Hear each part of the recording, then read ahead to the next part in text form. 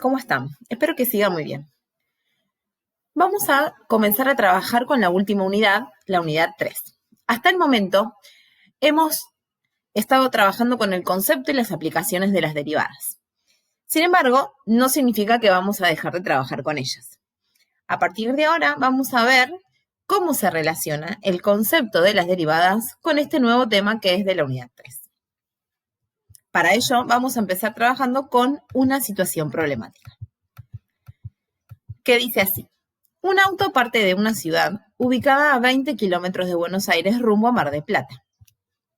La función b de t igual a 9t al cuadrado más 8, que representa justamente la función de la velocidad, relaciona en este caso la velocidad instantánea del auto, llamado v, medida en kilómetros por hora, con el tiempo de viaje t medido en horas. Si ustedes recuerdan, cuando comenzamos a ver el concepto de derivadas, vimos el concepto de velocidad instantánea. Entonces, tenemos una función que representa la velocidad de un automóvil que parte de una ciudad ubicada a 20 kilómetros de Buenos Aires y va rumbo a Mar del Plata. La velocidad la llamamos v y el tiempo que está puesto en horas lo llamamos t. A partir de ello se desea averiguar cuál es la velocidad del auto después de 3 horas de viaje. Se pide encontrar una función que permita calcular la aceleración del auto en cada instante del viaje, o sea, en cualquier tiempo t. Y también se pide encontrar una función que permita calcular la distancia a la que el auto se encuentra de Buenos Aires a cada instante del viaje. Entonces, comencemos con la primera pregunta. Si necesitamos calcular la velocidad del auto después de 3 horas de viaje, como nosotros conocemos la función de la velocidad, solo debemos reemplazar el tiempo t, que en este caso son 3 horas, en la función para poder conocer a qué velocidad viaja. Entonces, tomando la función de la velocidad, reemplazamos el tiempo en t, que son 3 horas, y haciendo la cuenta, obtenemos que la velocidad cuando el tiempo es de 3 horas es de 89 kilómetros por hora. Ahora bien, si recordamos los conceptos que trabajamos en física o que han trabajado en física los años anteriores y en la unidad anterior, que también lo hemos mencionado, existe una relación entre la velocidad, la aceleración y la distancia, o también conocida como la posición.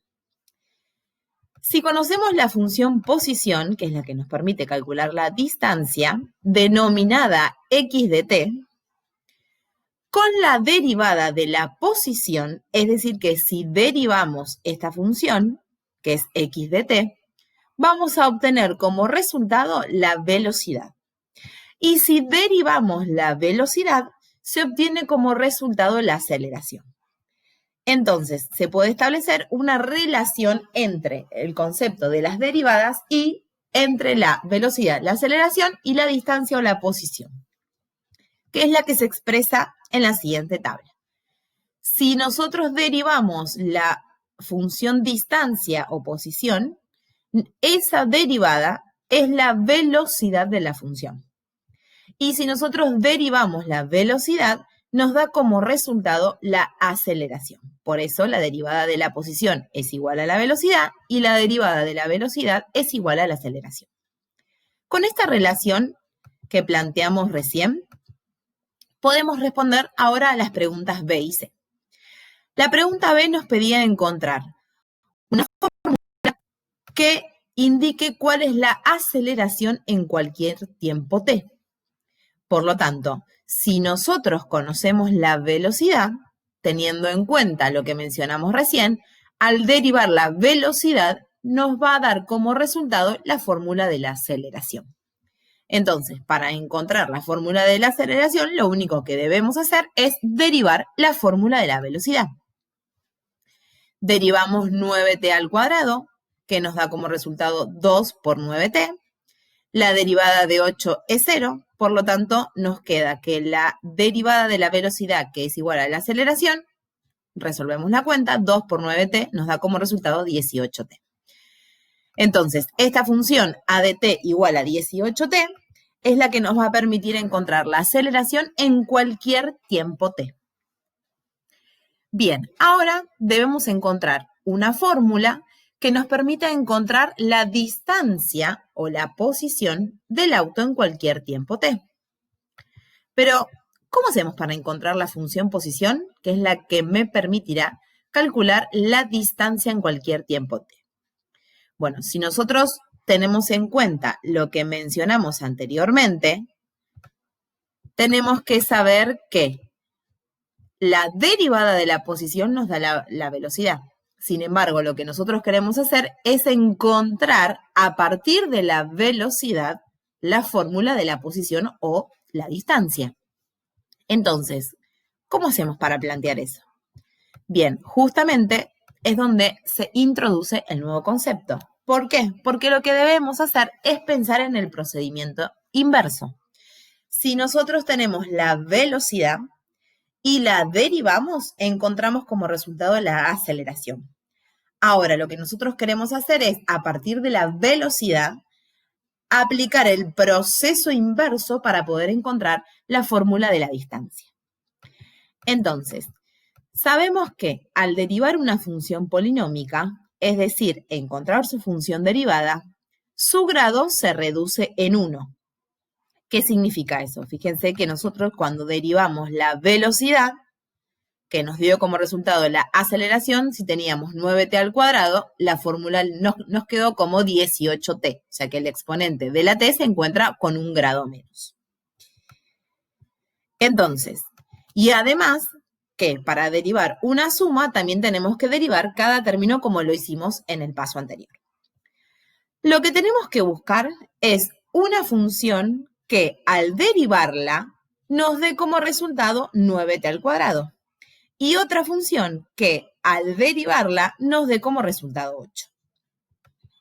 Entonces, para que 9t al cuadrado sea la función derivada de otra función, esta debe ser de la forma a por t al cubo. ¿Por qué? Porque dijimos que justamente como nosotros tenemos que encontrar la función original, o sea, antes de haber sido derivada, si esta está con un grado menos, significa que la función original va a tener un grado más.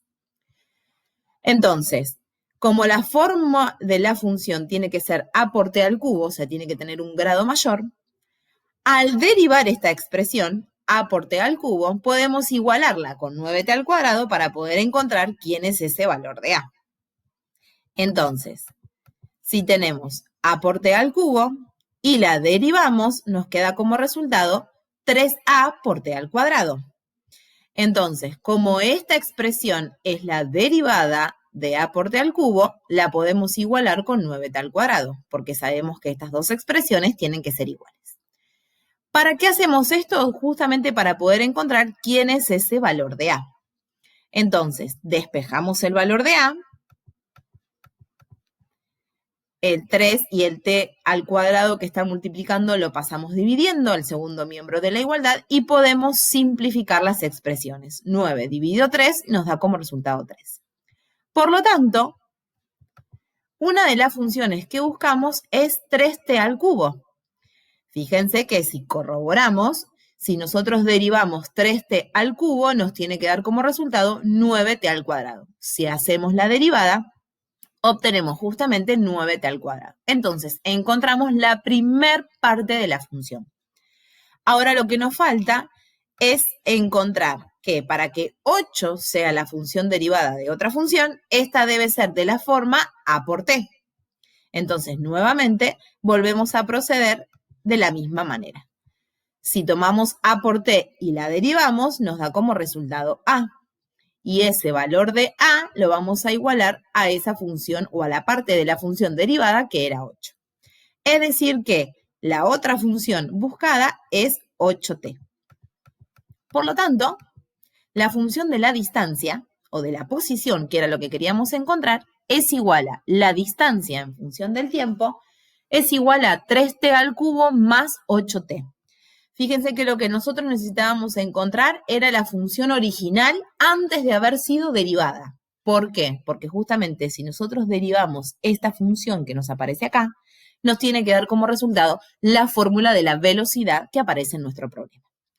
Si verificamos, derivamos 3t al cubo, nos da como resultado 9t al cuadrado, y si derivamos 8t, también nos da como resultado 8. Lo que significa que esta función es la función de la posición o la función que nos permite encontrar la distancia del auto en cualquier tiempo t. Sin embargo, podemos decir que la función puede ser 3t al cubo más 8t, o también podemos plantear que la función sea 3t al cubo más 8t más 2, por ejemplo, o que la distancia también puede ser 3t al cubo más 8t menos 7. ¿Por qué podemos seguir planteando infinidad de funciones? Porque cuando derivamos todas estas funciones, nos dan como resultado la misma velocidad. Fíjense que si derivamos esta función, nos da 9t al cuadrado más 8 y la derivada de 2 es 0. Entonces, nos da también como resultado la función de la velocidad. Y lo mismo pasa con esta. Entonces, justamente todas estas funciones que nosotros expresamos recién son las funciones distancia, ya que al derivarlas se obtiene a la función velocidad 9t al cuadrado más 8. Entonces, como nosotros podemos agregar cualquier número real, o sea, cualquier constante, la función distancia, ¿sí?, en función del tiempo, a considerar va a ser d de t es igual a 3t al cubo más 8t más k. ¿Quién es k? K es un valor real cualquiera. ¿Por qué? Justamente porque cuando derivamos un valor real, o sea, cuando derivamos una constante, nos da como resultado 0. Entonces, esta función que aparece acá es la función distancia o la función posición que nos pedía la pregunta C. Ahora bien, como el auto parte a 20 kilómetros de Buenos Aires, es decir que su distancia inicial, o sea, en donde comienza el tiempo 0, es de 20, podemos decir justamente que ese valor de k es 20. Entonces, la función que permite calcular la distancia en cada instante t del auto a Buenos Aires va a ser la siguiente. La distancia en función del tiempo t es igual a 3t al cubo más 8t más 20. A esta función se la conoce como función primitiva. Es decir, que para poder encontrar una función primitiva, nosotros tenemos que pensar en el procedimiento inverso. Tenemos que pensar cuál es la función previa al derivarla. Entonces, lo que podemos hacer es, a partir de ahora, definirla. Llamamos función primitiva de una función f de x, y fíjense que se simboliza con una f minúscula. La f minúscula en este caso representaría la función que está derivada, a otra función f de x, y esta f de x la simbolizamos con una f mayúscula, que verifica que si derivamos a la función primitiva, nos tiene que dar justamente f de x minúscula que representa la derivada. Es decir, que lo que estamos haciendo es el procedimiento inverso a las derivadas. Ese procedimiento inverso, o sea, para poder encontrar las funciones primitivas de cualquier función, implementamos una tabla, como la que nosotros utilizábamos en las tablas de las derivadas. Esa tabla es conocida como las tablas de las integrales, que ustedes las van a ver a continuación. Justamente, integrar una función es encontrar la función primitiva, es decir, que es el procedimiento inverso a la derivada. Tenemos que pensar cuál es la función original o la función primitiva antes de haber sido derivada. Entonces, a partir de todo esto, vamos a poder trabajar con el nuevo concepto. A continuación, se adjuntan también las tablas de las integrales para que ustedes comiencen a familiarizarse con ellas.